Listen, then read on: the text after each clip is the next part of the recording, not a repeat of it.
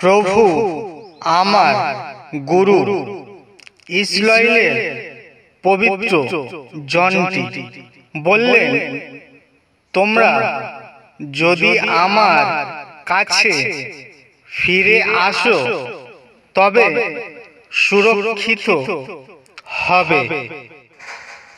তোমরা যদি আমার উপর আস্থা রাখো তবেই পাবে আসল শক্তি।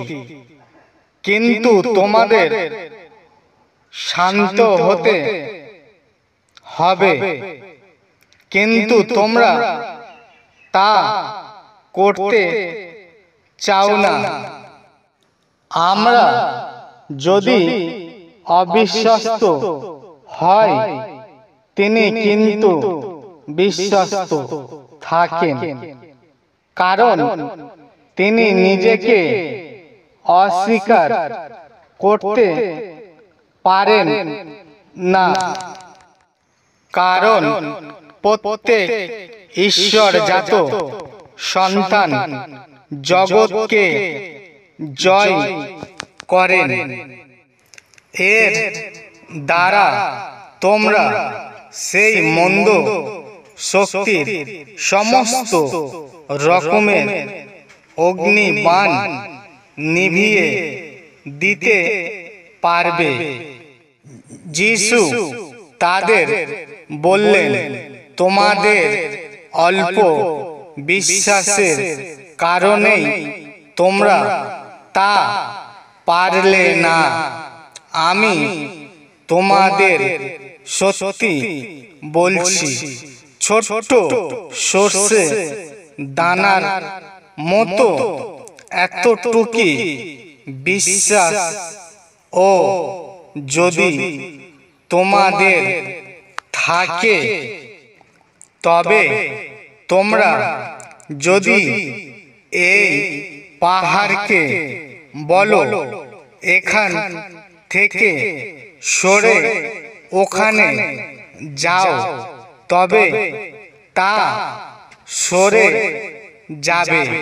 তোমাদের পক্ষে কিছুই অসম্ভব হবে না। আমাদের সর্বদাই যিশুর আদেশ অনুযায়ী চলা উচিত। বিশ্বাসের পথে যিশু আমাদের নেতা। তিনি আমাদের বিশ্বাসকে পূর্ণতা দেন। তিনি ক্রুশের উপরে মৃত্যু ভোগ করলেন। ক্রুশের মৃত্যুর অপমান তুচ্ছ জ্ঞান করে তা সহ্য করলেন। তার সম্মুখে ঈশ্বরকে আনন্দ রেখেছিলেন।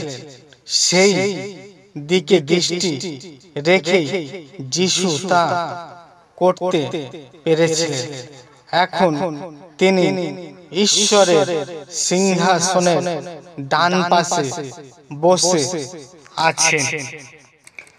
বিশ্বাসের জন্য আমরা ঈশ্বরের সামনে ধার্মিক প্রতিপন্ন হয়েছি বলে প্রভু যিশু খ্রিস্টের মধ্যে দিয়ে ঈশ্বরের সঙ্গে আমাদের শান্তি চুক্তি হয়েছে। তখন যিশু বললেন, ঈশ্বরের বিশ্বাস রাখো। আপাতত বিভিন্ন দুঃখ কষ্ট তোমাদের ব্যথিত করলেও ওই কথা ভেবে তোমরা আনন্দ করো। এই সব দুঃখ কষ্ট আসছে কেন?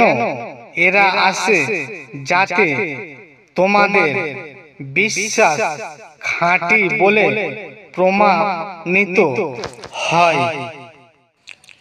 যে সোনা ক্ষয় তাকেও আগুনে পুড়িয়ে খাঁটি করা হয়। আর তোমাদের খাঁটি বিশ্বাস তো সেই সোনার চাইতেও মূল্যবান।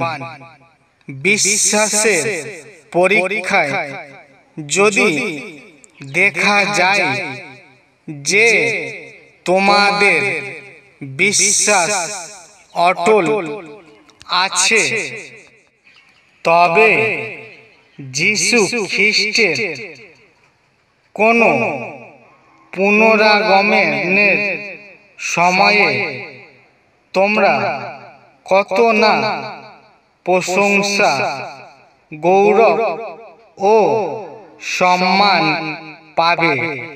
তাকে না দেখেও তোমরা তাকে ভালোবাসো। তোমরা তাকে না দেখতে পেয়েও বিশ্বাস করেছ বলে তোমরা এক অনির্বচনীয় গৌরবময় মহা আনন্দে পরিপূর্ণ হচ্ছ। তোমাদের বিশ্বাসের এক লক্ষ্য আছে, আর সেই লক্ষ্য হলো তোমাদের আত্মা পরিত্রাণ, যা তোমরা লাভ করছো। বিনা বিশ্বাসে ঈশ্বরকে সন্তুষ্ট করা যায় না।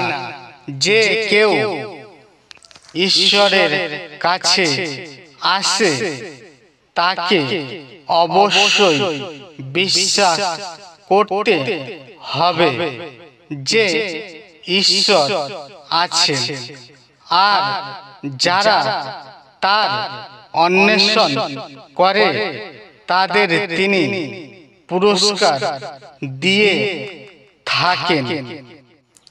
ঈশ্বরকে পরিপূর্ণভাবে বিশ্বাস করো। নিজের জ্ঞানের উপর নির্ভর করো না। তুমি যা কিছু করবে তাতে সর্বদা ঈশ্বরকে এবং তার ইচ্ছাকে স্মরণ করবে। তাহলে তিনি তোমাকে সাহায্য করবেন।